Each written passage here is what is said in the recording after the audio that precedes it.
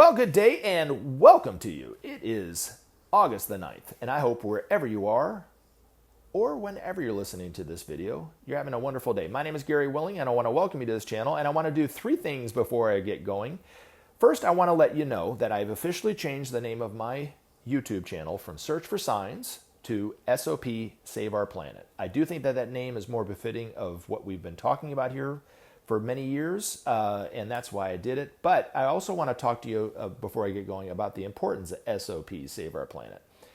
It's an acronym, SOP, and it's hoped by the masters that SOP will be a universal rallying call to action. We are all here to do just that, to help SOP, Save Our Planet. So use it, SOP, talk to your friends about it, when they talk about the problems of the world. But yeah, we need to SOP, man. What's SOP? Save our planet, Don't talk about it in reference to this channel. That's not important. What's more important is that we do something to help save our planet. So hopefully you'll do it.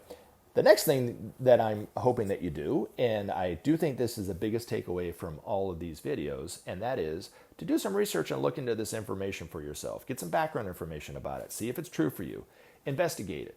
And you can do it however you want to do it, but I have included links in the description portion of these videos that take you to websites that have wonderful background information about what I talk about here. But the Share International site, the link at the very top, is the best website to get the best background information from. So check it out. It's free. Lastly, I want to encourage everyone to join the discussion. Post a comment. Let me know what you think. If you have a question you want to ask me, post your question in the comment section, and then I'll try to answer it in the next video. Or you can email me, searchforsigns@mail.com. And if you noticed, my email did not change, and I'm going to keep it the same so it's not confusing people too much. All right. Let's see. How will Maitreya inspire all people? Well, that is a very good question. And I am going to quote the Bible. I think it's in the book of John. I think it's John 13:32, if I'm not mistaken. He says, "And I, if I be lifted up from the earth, will draw all men to me." Really, it's the love nature of the Christ. It's, as Ben's master once put it, the words that he will say to all of us are the same words that we've heard before. They're not going to be any new words that he's going to be using. It's just the love that is him. It's not even coming through him. It is who he is, because he literally embodies the love nature of God. By him saying what we've heard before, we will understand it better because of that love. And then we will act accordingly. And that's what Ben's master put it. But in the Bible, it's put as, "If I be lifted up from the earth, I will draw all men to me." It's that the love nature of God is very magnetic. And Maitreya is very, very magnetic in that way. And we all want what he is going to be advocating. There isn't anything that he's going to be talking about that isn't within the hearts of all of humanity. But because of who he is and how he'll be speaking, and the love nature of coming from his heart will awaken the hearts of all of humanity in that way. And that will be the inspiration that we need to get going and to make these changes that are so necessary, that we've been putting off for so long. So hopefully that answers that question. But thank you for the question. All right. Next question. Do you think George Marshall of the Marshall Plan knew of Maitreya? And that is also a very fascinating question that I don't think anybody asked Ben. And I'm kind of sad that nobody did, because that would have been a great answer to get from Ben. So I personally can't answer that question honestly, because I don't know the answer to it. I can only guess. And my guess would be that he probably did not know who Maitreya was. But if it eventually comes out after the masters are out, known for who they are, and somebody asks one of the masters that question, they say, "Oh yeah, he knew all about who Maitreya was. Maitreya met with him many times," I would not be surprised either. But the only reason why I'm saying that is because most politicians don't know who these masters are, but yet do the work of these masters. Well, let me go back. Most of the masters, or most of the politicians who are doing the work of these masters, don't know who the masters are. Not most politicians. Most politicians are totally corrupt, but there are a few out there that are doing the work of the masters, and they're working in the political field. And according to the masters, the political and economic fields are the two hardest fields for these, of service. There's just too much corruption. There's too much complacency. There's too much inertia. And yet they chose that as a field of service because it is the most important thing that we should be changing, which is our political and economic fields, really. Not so much the religious or the spiritual side of things, but the political and the economic side. And that's what's holding up the progress in the world. But getting back to George C. Marshall, he, according to Ben's master, was halfway between what's known as the first and the second initiation. And he really is at the bell curve. He would be at the very top of the bell curve of the point in evolution of a world leader. You know, he's right at the average. Not too high, not too low. But he did have an extraordinary heart, I think, for him to at least sign off on the initial plan that became known by his own name, the Marshall Plan, because it was the principle of sharing. You know, and as a military man, they're not known for having having an open heart. So maybe he was extraordinary in that way. Now, I don't necessarily think that he was the one that came up with the plan, but probably was more likely somebody or a couple people or more within his inner circle that came up with that plan, who probably were conscious disciples of one or other of these masters, who probably knew Maitreya and of Maitreya and the need and the importance of the principle of sharing that convinced him that it was important for us to try it. So that's more of my opinion of who and what George C. Marshall was. But I think he was a good man, and I do think that he'll go down in history when it's finally known that that was the first and only time up until the time that we eventually do it, you know, in the future, as the principle of sharing was, you know, will be looked at as an extraordinary thing that he did. And right now, nobody really talks about it. And I don't even know if we even discussed it in school, you know. Maybe your school they did. My school, I don't think they really talked about it. And they certainly didn't talk about it as the principle of sharing, right? So I didn't really get the perspective that of truth of what it really was and the importance of what he did and that, you know, that kind of thing until I started reading Benjamin Creme's books because he talked about how important it was. It was one of the three requirements that signaled to Maitreya that humanity was ready for the masters to come back, that the principle of sharing was starting to govern the minds of man. And then the second would be a measure of peace. It brought about that too. So maybe even two of the three, you know, requirements. The third, I don't think it had anything to do with that, which is the political parties starting to clean up some of the corruption within the party itself, you know.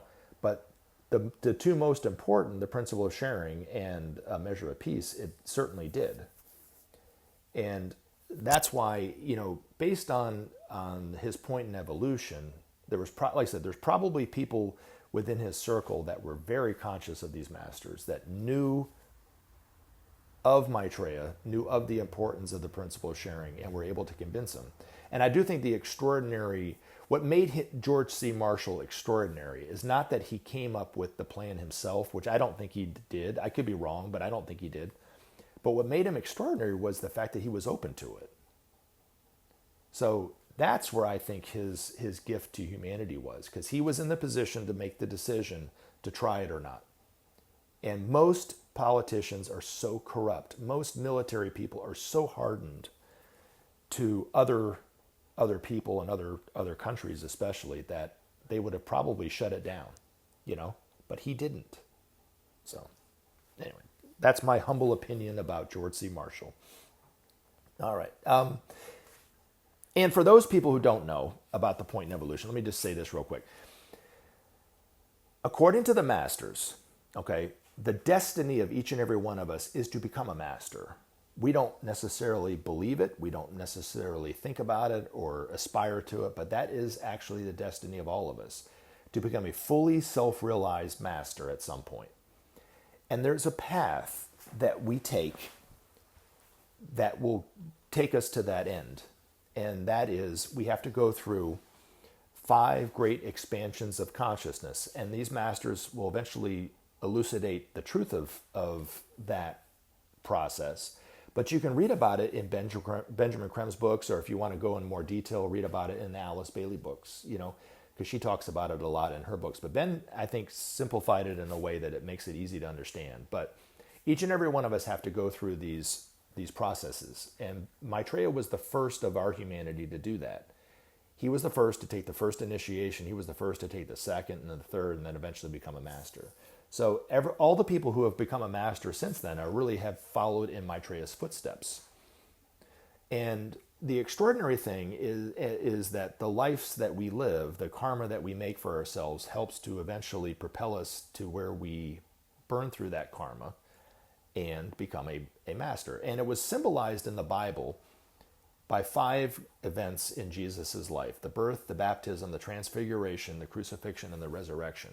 And those are symbolized in the way that they were written to symbolize the path that we all take to become a master. Also, I think the prodigal son, which was a parable that is written in there about the son that left the father and squandered the inheritance and then came crawling back to the father eventually, and the father forgave him, was also another reference to the path that we all take to become divine.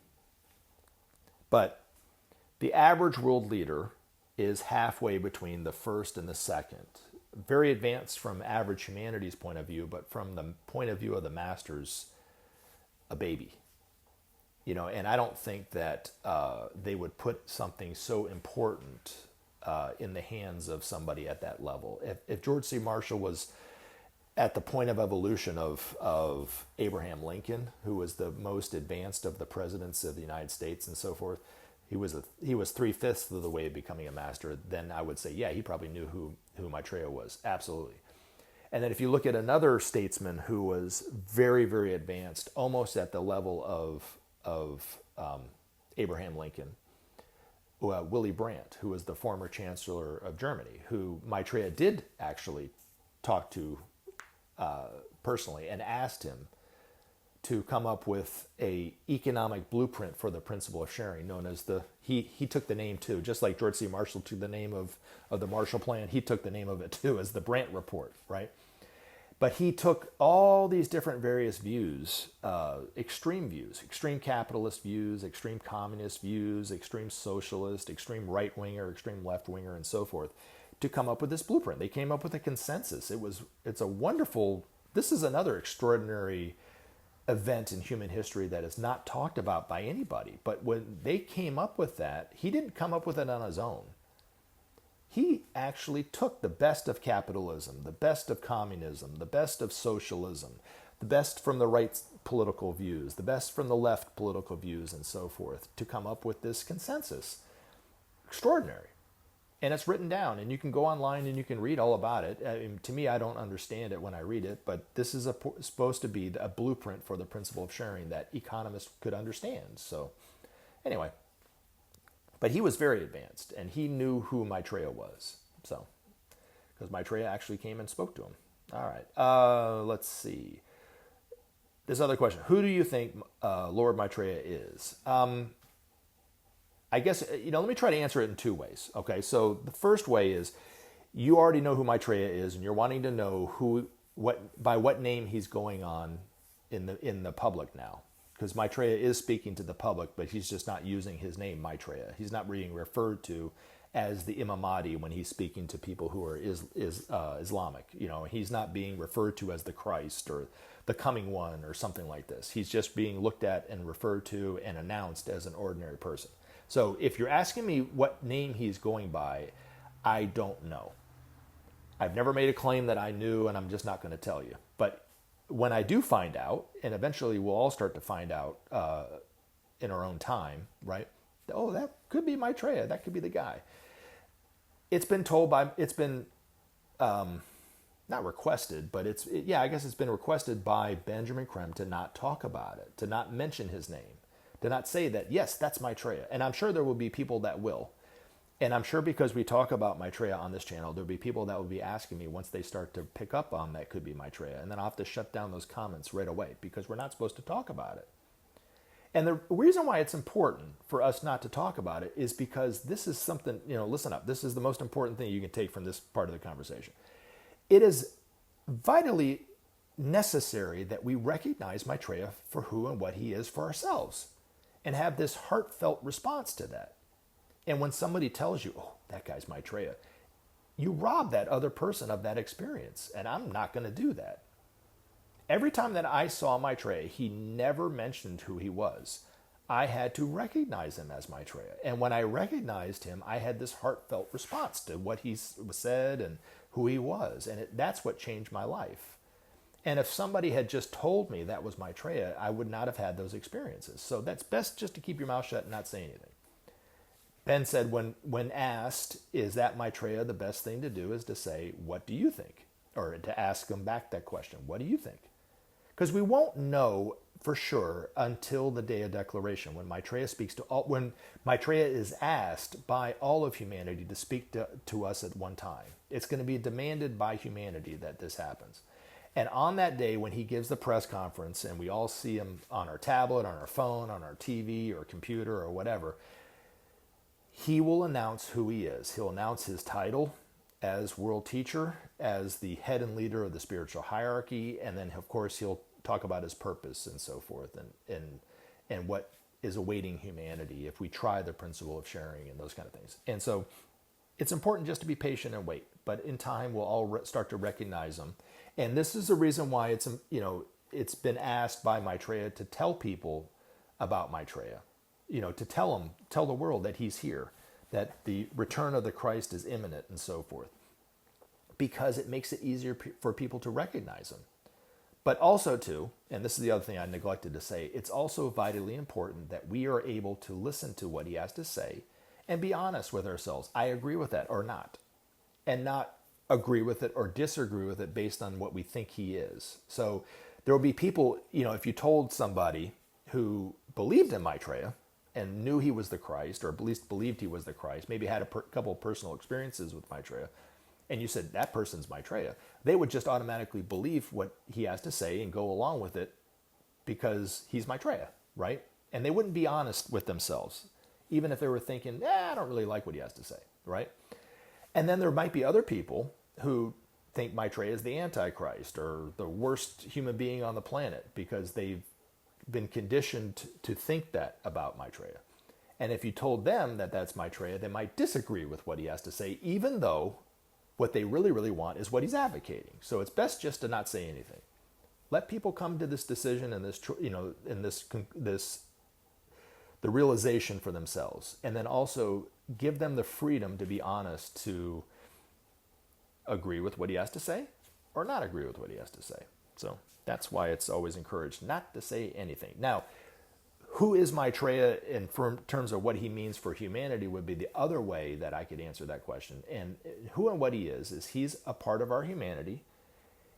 He's not coming from another dimension or another planet, but he is really representative of our highest nature as humanity. He is gone through all the experiences that we could possibly imagine. I don't know if any of these other masters can make the claim to have gone through every single personal experience that we are going through as a humanity. Some of us have awful experiences. Some of us have had wonderful experiences. Some of us are known for who they are and very famous and rich, and others are very, very poor and have no voice. He has been in every aspect of life in that way. There was a time when he must have been the richest person on this planet and known what it's like to have all those riches. And then he's also been literally starving to death in another lifetime and knows what that is like. And then he knows what it's like to be a woman because he must have had an incarnation as a woman. And he knows what it's like to be a man. And he knows what it's like to have been abused. And he knows what it's like to abuse someone else. And he knows what it's like to have been raped and knows what it's like to rape someone. I mean, he's been through all those experiences. He knows what it's like to kill someone. He knows what it's like to be killed by someone. He knows what it's like to have their family, die before him. And, so that's suffering that people go through. He knows what it's like to have a terminal illness. He knows what it's, all this stuff. He's gone through every aspect of human life, according to Ben's master.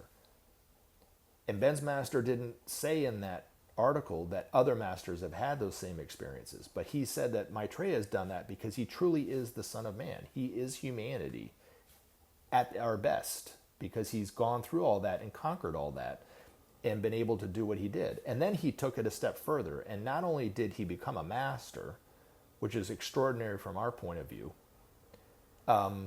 he literally embodies the love nature of God. So when I talk about Maitreya as the Christ, I'm not saying he is the one and true only Son of God. I'm saying he literally embodies the love nature of God.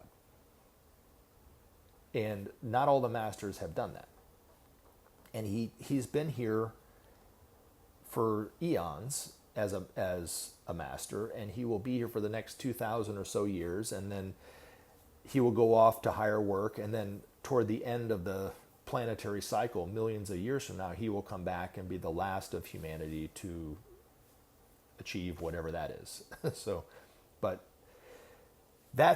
when I grew up as a Christian, so I always knew that Jesus would come back at some point, but I didn't realize that there was something other than what I was being told by the churches about who and what the Christ is. And so, who and what the Christ is the love nature of God. He's a representative of love. He's the Lord of love, but the Lord of love for all people, not just for Christians. And Jesus, as extraordinary as he was back in Palestine, is now one of these masters too, and it will be coming back into the everywhere. And I don't think, and this has just come from years of studying the Ageless Wisdom Teachings and coming to my own intuitive conclusions about the truth of who and what Jesus was. I don't think Jesus ever claimed to be the only true Son of God. I think that was put in there by people and looked to, and then eventually was talked about and conditioned a lot of humanity to believe that falsehood, that he is the only true Son of God. And I don't think this takes anything away from who and what Jesus is, mind you. I think it actually makes Jesus even better for humanity, because Jesus will really, he really is he was an extraordinary teacher of his time, and will be even a more extraordinary teacher of the coming time. But to say that Jesus is not the only true Son of God, I don't think takes anything away from him. Although most Christians would say that's blasphemous. Christians would say that that's a sin that is, he can't even forgive, and so forth, which I don't think that Jesus can forgive us. I don't know. That's just my own personal beliefs on it. But,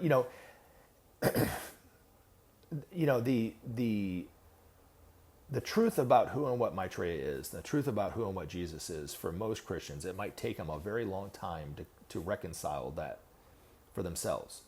They might never reconcile it in this lifetime because their conditioning is so strong. But people will see, I think, by and large, for the most part, the need for peace as a necessity. I do think that people will see that in the coming time, but maybe not recognize Maitreya. And Maitreya will tell you it's not necessary to look at him as the Christ. You don't have to believe him as a Christ. You just look at him, he's just hoping that you look to him as a teacher, but he's a teacher for the whole world. Does that make sense? So I guess if you said who and what, I guess the simplest answer to your question is, who is the Lord Maitreya? He is a teacher. That's all he is. So I love you guys. Thank you very much for the questions and the comments. And I look forward to putting up videos in the very near future. Have a wonderful rest of your weekend. Remember to take action and help SOP save our planet. Thanks for listening, and we look forward to talking to you again in future videos.